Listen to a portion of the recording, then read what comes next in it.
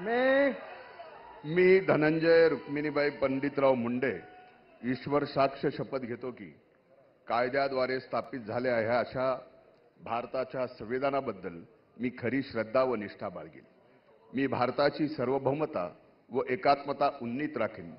मी महाराष्ट्र राज्याचा मंत्री म्हणून माझे कामे निष्ठापूर्वक सत्सद्विवेक बुद्धीने पार पाडीन आणि संविधान व कायदा यानुसार सर्व तऱ्हेच्या लोकांना मी निर्भयपणे व निपक्षपातीपणे तसेच कोणाच्याही विषयी ममत्व भाव किंवा आकस न बाळगता न्याय वागणूक देईन.